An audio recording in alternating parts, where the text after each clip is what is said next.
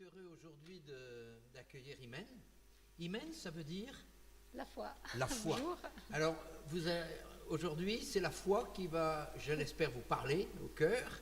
Et donc, Imen va nous raconter son témoignage, comment petit à petit elle a rencontré le Seigneur et comment ça a bouleversé sa vie et comment elle a découvert cet amour du Seigneur pour elle, personnellement. Alors, Imen, tu viens d'où? Alors bonjour, moi c'est Emen, j'ai 35 ans et en fait j'ai grandi en Tunisie, je suis née en Tunisie et je suis arrivée en France à l'âge de 19-20 ans. À l'âge de 20 ans, je suis arrivée ici en France, voilà. Je me suis mariée avec un Tunisien qui est né en France, français, voilà. Et j'ai vécu en Tunisie en tant que musulmane, parce que la plupart des Tunisiens sont musulmans. On a une petite minorité à Djerba, c'est des juifs, mais la plupart de la société tunisienne, c'est des musulmans. Et j'ai des enseignements, bien sûr, islamiques. Je connais le Coran par cœur. Et voilà, j'étais vraiment trop fière de mon origine et de ma religion. Voilà. Et alors, je crois que tu as été mariée, tu as Voilà. deux enfants. Oui, je suis mariée, voilà, j'étais mariée. J'ai deux enfants, Dina et Chahine, 14 ans et 11 ans. Bon, mon mariage, ça n'a pas trop duré jusqu'à 9 ans de mariage. Voilà, j'ai eu deux enfants de ce mariage-là. Et puis, il y avait un moment où le Seigneur a toléré ou bien permis que je divorce. Et en fait, à partir de ce moment-là, je commençais à poser la question parce qu'en fait, dans le Coran, les gens qui ne connaissent pas Mohamed sont censés aller à l'enfer. Et là, en fait, j'étais interpellée par le comportement de Français qui m'ont aidé et soutenu dans ce divorce-là. Et je me suis posé la question, je dis, Seigneur, comment ça se fait que ces gens-là, ils vont entrer en enfer, sont vraiment très gentils? Et il n'y a pas de justice là-dedans, en fait. Regarde l'autre partie, j'ai eu des mépris et de maltraitance. Et en fait, je ne sais pas, mais c'est pas juste. Voilà. Donc, je commençais à me poser la question par rapport aux circonstances de la vie que j'ai vécues, puis par rapport au comportement des gens, en fait. Voilà. Voilà, donc ce divorce t'a bouleversé, tu as été aidée, et puis il y a eu un moment où tu es partie, je crois, en Égypte.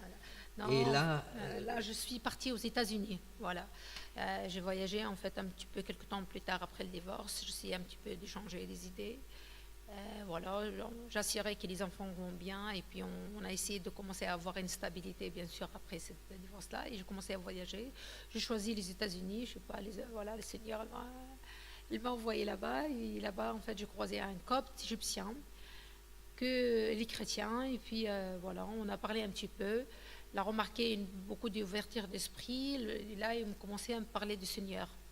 C'était un choc pour moi parce que voilà, en tant que musulmane fière de l'être et nous on est les derniers voilà religions qui viennent de Dieu. Eux c'est leur livre, j'ai répété comme les perroquets qui s'est modifié que voilà qu'il faut eux-mêmes croire à Mohamed. Donc et là en fait elle m'a dit qu'est-ce que vous avez amené à l'humanité de plus que Christ ou bien le message du Christ à part 4 femmes. J'ai rigolé, je dis en fait, oui, pourquoi tu parles que des choses négatives? C'est vrai que ça, c'est pas vraiment trop juste de la part de Dieu là-dedans, mais il y a des autres choses qui sont bien dans le Coran et tout ça. Elle m'a dit non, de toute façon, c'est pas une cagette de tomates, et tu prends tout ou tu laisses tout. Et là, en fait, après toute cette discussion-là, on m'a passé l'évangile à lire en arabe et tout ça. J'ai essayé de lire un petit peu, mais j'ai pas compris grand-chose. Et en fait, c'était un refus, bien sûr, tu vas pas refus de mon côté, résistance à son idée, quoi. Mais je remarquais quelque chose que, en fait, j'ai appris le Coran par cœur et je comprends pas. Et pareil, je connais pas les prophètes, c'est quoi leurs histoires, parce que le Coran, il était éparpillé, c'était trop dur à comprendre, c'était pas clair, quoi. Du coup, voilà.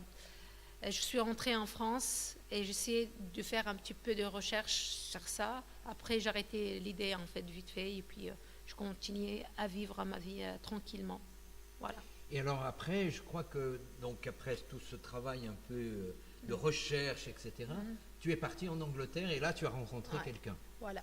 En fait, dès le départ, quand j'étais jeune, j'ai un amour inexplicable pour les chrétiens. Et je ne comprenais pas, je les aime en tant que toute fière de moi. Et après, voilà, je travaille en tant que conductrice du bus voilà, dans la région grenobloise et tout ça. Et j'essayais d'évoluer professionnellement. J'allais en Angleterre pour étudier l'anglais parce que j'envisage une reconversion professionnelle voilà, dans l'import-export. Et l'été, en fait, j'ai décidé d'aller en Angleterre. Et là, pareil, je croise un Syrien, chrétien, c'est un médecin. Elle était vraiment quelqu'un de très, très poli, quelqu'un de très respectueux. Et en fait, son comportement m'interpellait. C'est quoi cette religion qui rend les gens comme ça? Elle avait vraiment un bon cœur. Et en fait, son attitude, ça m'a donné beaucoup de confiance à communiquer avec cette personne-là. Et en fait, cette personne-là, elle était un peu diplomate. Elle m'a montré deux ex-musulmans qui sont réfugiés aux États-Unis, qui parlent de la sombreté de l'islam et l'autre façade de l'islam. Parce que dans les écoles, bien sûr, ils nous apprennent les choses positives et érotiques de notre prophète de l'islam. Et en fait, c'était un héros dont les yeux, en fait, c'était des légendes qui racontent des enfants, et les enfants aussi dire après de débarrasser de cette histoires ou cette machin, parce que voilà, on croit à force de répéter et tout ça, on croit à ces choses-là. Et là, en fait, je commençais quand même à renoncer à l'islam parce que ces gens-là, ils ont fait des vidéos, sont réfugiés aux États-Unis, ils n'ont pas le droit de critiquer l'islam. Wafé Sultan, elle rentre dans le Jazeera comme chaîne, et puis il n'y avait pas aucun chir de pays arabes qui arrivaient quand même à répondre à ces accusations pour l'islam ou la vie que le prophète de l'islam il amenait, hein, voilà, des mariages, des viols, des guerres en fait, pour obliger les gens à adopter cette religion-là. Donc, il y avait beaucoup de choses dans l'islam qui ne tiennent pas debout, comme la terre elle est un peu plate, ou en fait, voilà, le Dieu il est assez puissant pour tuer les non-mécréants. C'est pas à moi de faire ça. Donc, voilà, ça fait pour moi une réflexe que ça, c'est pas juste et ça vient pas de Dieu. Mais après, c'est quoi la force? Est-ce que tu es capable de débarrasser, de dire oui, c'est pas vrai, je me suis fait tromper pendant toute ma vie et passer à autre chose, ou tu dis bah non, non, je reste là avec tout ça. Et voilà, en fait, j'avais la force de dire bah je me suis trompée et je commençais vraiment à renoncer à l'islam. Donc Voilà. tu étais encore un peu entre deux eaux, tu Voilà. n'étais plus musulmane, mais tu n'étais pas encore chrétienne. Oui. Tu te posais des questions, et est-ce que tu avais, je crois qu'il t'a donné un évangile En fait, ce monsieur-là, il m'a parlé beaucoup du Sayyid al-Masih. Mais comme une ex-musulmane fière, bien sûr, et tout ça, c'est pas facile c'était pas facile bien sûr, adopter ou se jeter sur une autre religion. Pour moi, bah, bien sûr, c'est un choc, que c'était des mensonges, toute cette partie de ta vie, tout ça. Je restais à moitié en recherche, à moitié athée. Voilà. C'était pas facile de se jeter sur une autre religion et adopter ou bien être, voilà. Et alors, comment tu es devenue chrétienne. Donc voilà, sachant que je connais une grande partie sur le Sayyid al-Masih et tout ça, j'aime bien cette personnage, cet amour. Et d'ailleurs, je rentre en Tunisie, si j'essaie de témoigner, parler avec ma mère ou bien l'attirer son attention de l'amour de Sayyid al-Masih sans que j'accepte cette personnage. En fait, juste, j'essaie par cette personnage de faire la différence entre l'islam et la vie. La Bible, quoi, la vie de Sayyid al-Masih ou les Christ dans la Bible, comme elle est vraiment quelqu'un d'amour, quelqu'un de pardon, quelqu'un de simple et tout ça. Et je restais à moitié athée en recherche quelques temps de ma vie. Et un jour, j'étais vraiment soif de Dieu. Et en fait, j'avais un peu de regret, comment ça se fait que je vis sans Dieu et tout ça. Et je levais la tête au ciel et je lui dis, tu es où ton chemin? Et où ta route? Dis-le-moi et moi je vais suivre, parce que j'avais soif et j'ai l'impression que j'étais fatiguée de vivre sans Dieu. Voilà, c'était ça. Et après, en fait, quelques temps plus tard, l'été, je tombais en dépression. En fait, c'était grand. cette dépression et puis grande et en plus j'arrivais pas à m'en sortir et j'avais pas de choix. Là vraiment j'ai crié Dieu, sauve-moi de ça, de cette souffrance. Et 5 semaines plus tard, voilà, en fait, je suis partie un peu en vacances et, voilà, et je suis retournée en Tunisie, en France, et je me suis mise sur l'internet. Pourquoi je commençais à chercher les Christ en Tunisie. Et là, en fait, je ne sais pas pourquoi. En fait, voilà, je commençais à chercher les Christ en Tunisie. Et là, j'étais surprise qu'en Tunisie, il y avait beaucoup, beaucoup de chrétiens. On ne parle pas d'eux, mais voilà, il y a beaucoup de chrétiens. Et je contactais un, je lui dis, bah écoute, j'aime le Saïd el-Masih, le Christ, mais il m'a dit, pourquoi tu l'aimes? Je lui dis, bah, la paix et l'amour, parce que moi j'ai une grande connaissance de Saïd el-Masih par rapport à cette personne-là que j'ai croisée à Londres et tout ça. Et après, je lui posais la question, mais ça existe du Tunisien chrétien? Elle m'a dit, il y en a de plus en plus. Et en fait, à partir de là, je lui ai raconté que je suis en dépression, que je souffre un petit peu de ma vie. J'étais vraiment en souffrance, j'arrivais pas à pardonner. En fait, je suis en souffrance. Lui, il m'a expliqué que c'est un ex-musulman et qu'il a croisé le Christ et que sa vie a été bouleversée et que le vrai Dieu, c'est le Christ. Et du coup, il m'a proposé de commencer à prier par rapport à cette dépression-là. Et en fait, j'ai commencé à remarquer qu'il y a des changements dans ma vie. Et en fait, voilà, je dis, c'est quoi, à part ces prières-là, il n'y avait rien d'exceptionnel. Pourquoi, en fait, je deviens comme ça? Voilà, et un jour, j'ai accepté les Christ avec lui. Et là, en fait, ça a commencé vraiment la vraie rencontre de Christ. Je n'ai pas pensé que c'est un Dieu vivant et qui vient interpeller ma vie comme ça. Et voilà, c'était vraiment trop bien. Voilà. Et alors, tu m'as raconté que un jour, tu étais couché et puis tu as vu le Christ. Ouais. Le Christ. Voilà, en fait, j'ai bien sûr accepté le Christ. J'ai beaucoup, beaucoup pleuré, en fait, quand je l'ai accepté dans ma vie. J'avais l'impression que je débarrasse de cette vie ancienne et que je sors de ténèbres. Vraiment, c'était... Waouh! J'ai les sensations que j'ai senties, que j'étais dans vraiment les ténèbres. Et quelques temps plus tard, je sentais beaucoup, beaucoup, beaucoup de paix immense. Une paix que je cherchais. J'étais prête à donner plein de choses pour avoir ces paix-là. Et je sentais plein de paix, plein de joie, beaucoup, beaucoup de joie. Je suis heureuse.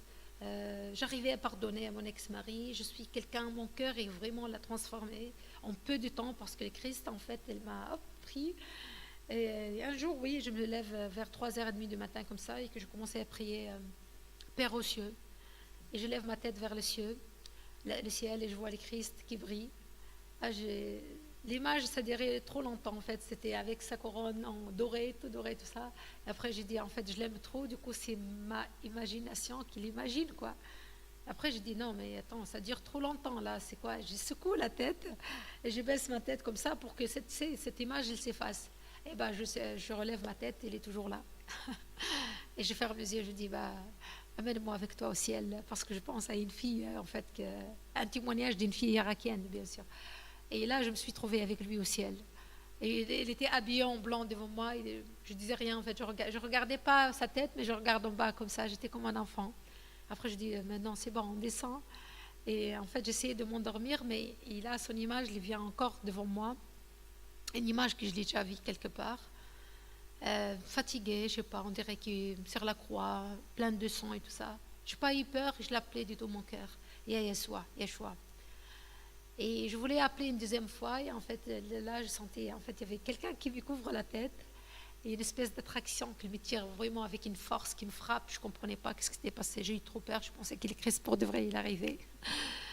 Et j'ai soulevé la couverture et en fait j'ai senti qu'il y a une espèce d'esprit qui s'implante en moi et j'ai eu un peu peur, je ne comprenais pas ce qui se passait et tout ça, mais juste 2 jours après je vis que je suis quelqu'un de très très très heureux encore plus. Que j'arrive même pas à pleurer, impossible, c'était des sensations dans mon cœur. C'était quand je pense à quelqu'un, je le trouve juste à côté. Les gens ils sont étonnés pourquoi je suis dans cette sérénité et paix. Et en fait, moi-même je songe ces choses-là, mais quand les gens en fait remarquent, donc ils me rassurent qu'il y a quelque chose en moi qui est magnifique, parce que j'essayais un jour de pleurer parce que mon fils un peu, voilà, il faisait des bêtises. Et d'habitude, je pleure, je reste triste là. Et j'ai trouvé quelque chose en moi qui m'a essuyé les larmes. Et le cœur, vraiment, il a rebondi. Et vraiment, c'était trop bien, cette voilà, amour de Christ et cette toucher de Christ dans ma vie. Parce que voilà, j'ai oublié plein de souffrances. Et là, il arrivait à effacer plein de souffrances de ma tête. En fait, j'ai oublié tous les passés nuls. Je démarrais à nouveau. En fait, voilà, on est nouveau dans le Christ, nouveau créature dans le Christ. Ça fait combien de temps que tu l'as rencontré, que tu as... C'était septembre l'année dernière, en 2017. Bien sûr, j'essayais d'être disciple de Christ en faisant mon baptême. Je l'avais fait mon baptême dans l'église, les Chandeliers, voilà, le 25 mars. Et voilà, pour accomplir l'histoire, quoi, pour finir l'histoire, cette heureuse histoire, et être vraiment disciple de Christ pour la fin de mes séjours et suivre ce Dieu d'amour et de bonté. Voilà.